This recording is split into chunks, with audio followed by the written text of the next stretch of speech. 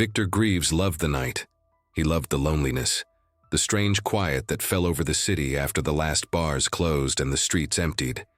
He loved his little radio booth on the edge of town, surrounded by silent cornfields and empty highways.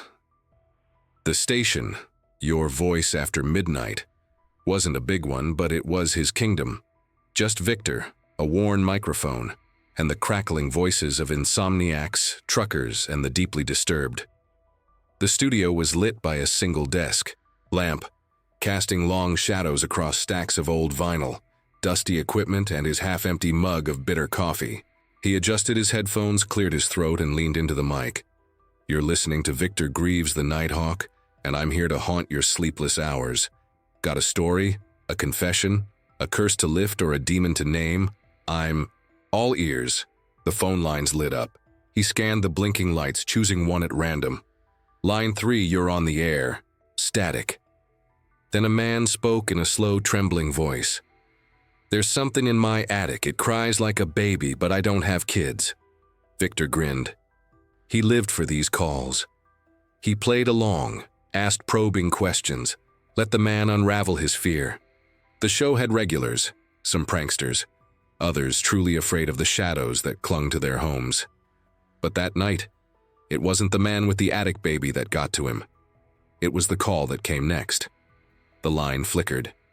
Not the usual soft glow. It blinked in an odd rhythm, like it was being tapped from the other side. "Line 7, Victor said. "You're live. Speak your mind." A child's voice. "They're in my house." Victor sat up straighter. The voice was so clear, so close, as if the child was in the room with him. "Who's in your house, kid? Where are your parents?" "They're hiding. But the monsters know. They know everything." Victor glanced toward the glass window of the control room, half expecting to see a small face staring back at him. He shook it off. "Are you alone? What's your name?" Silence. Then, "I see you, Mr. Greaves." Victor's blood ran cold. His voice caught in his throat. "Excuse me?"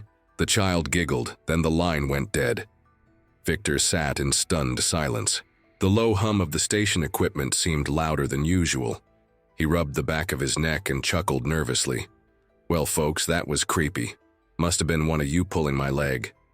But hey, good one. Gave me chills." He switched to a song, a slow, haunting jazz number, and leaned back in his chair. The phone lines blinked again, but none were line 7.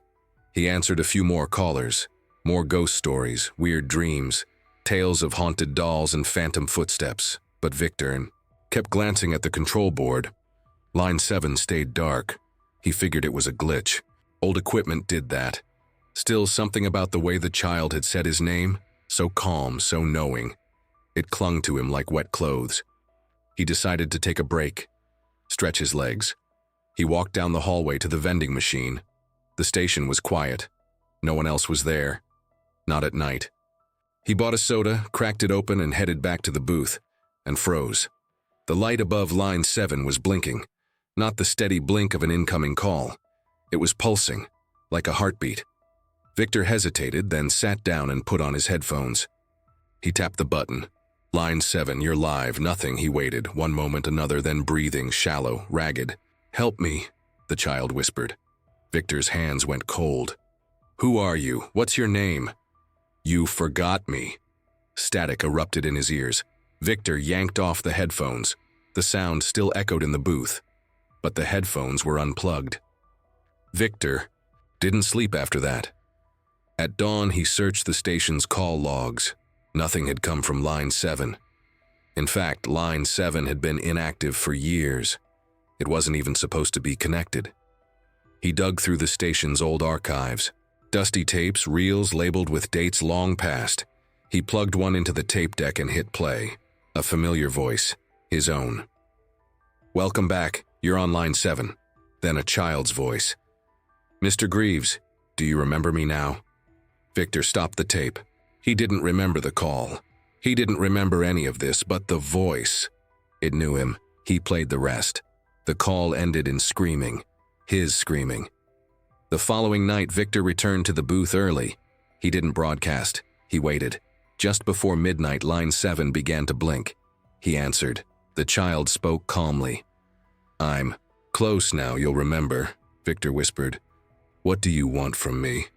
You brought me here, you promised to keep me company. You said I wouldn't be alone. Victor felt a terrible pressure behind his eyes. Flashes of a basement, a microphone, a child sitting across from him, crying, begging. He remembered. Years ago, a boy had called. Said he was being hurt at home. Said he wanted to come to the station. Victor had invited him. Told him he'd keep him safe. The boy had arrived. But something had gone wrong. The station was struck by lightning. The generator failed. The booth locked from the outside. Victor had gone for help. When he returned, the child was gone. No one ever found him until now. Victor's show grew popular. Too popular. People tuned in just to hear the static child. They recorded the calls, played them back, and the child listened. He traveled.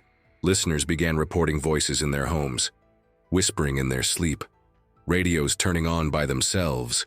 One woman called, sobbing, "He's in my mirror. My son speaks in his voice." Victor begged the child to stop, but it was too late. The broadcast had become a beacon, an invitation. The child was no longer alone. Victor entered the station one last time. He brought fire with him. He drenched the booth in gasoline, clutching a lighter in one hand and his old headphones in the other. The child's voice crackled through the speakers. "You're going to leave me again."